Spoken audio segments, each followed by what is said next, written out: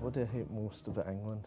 So many things. Being the very modest and extremely sophisticated Frenchman I am, I would have to say the weather and the food just don't cut it in this country. I'll refrain, because if people watch this, I'll get hell out there. What we do is we design all of the places that you get to visit in Fable 2. We make all the tools that are used for the development of Fable 2. The way we would design an area, this tends to be slightly different depending on the type of area it is.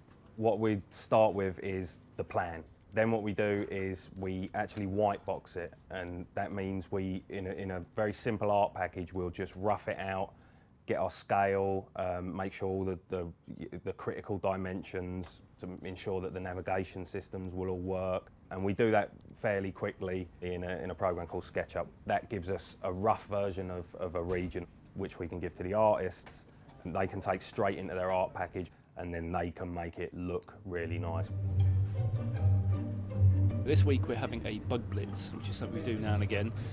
The reason for that is that ever so often the build gets a bit clogged up and messy, and we have some reliability problems. So this week we've decided to have everyone sit down and work through some of the bugs.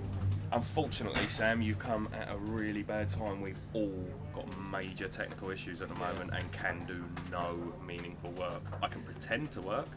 I do that all day.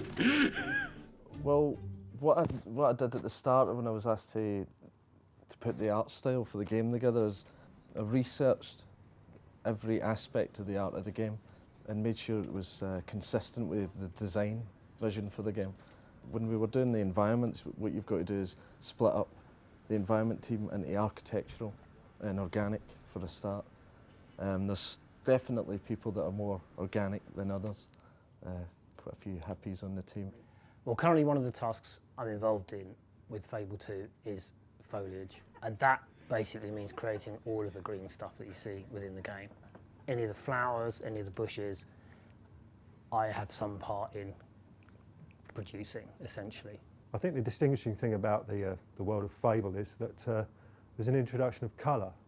If you look at most next generation games at the moment, though they're beautifully crafted, they seem to be awash with, well, grey.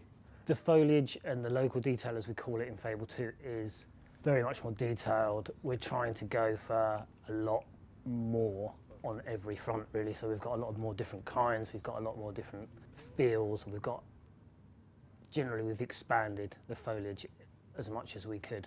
Well, you know, I work with mainly artistic people, and let's face it, they're never going to be satisfied unless they have one big red button that builds the whole game. So I'd say they are reasonably satisfied, but they're not happy.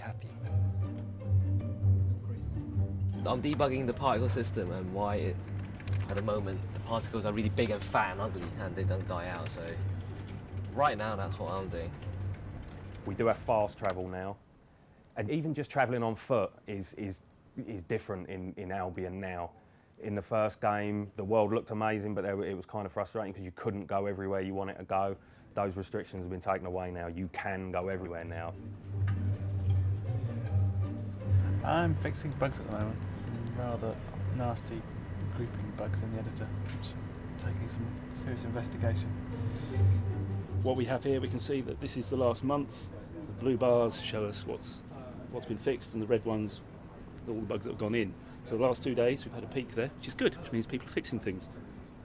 The setting for the game, now that it's 500 years on, the idea was that we wanted to incorporate clockwork and get away from the medieval times and more into the age of highwaymen. It's always good to keep people on their toes when they're making the game. If you do the same thing again, it can dry up. We just want to keep everybody on their toes, especially the public as well. Well, for instance, we want our regions to be very dynamic. So it means some quests will show you a region with certain modifications, and we also want to have seasons in there. When we looked at inspirations for the game, we tended actually not to look at games and more to do with beautiful looking films, beautiful forest scenes. I mean, you've got all the martial art films that came out with a hero and what have you, with the swirling leaves going around the characters and all that kind of stuff.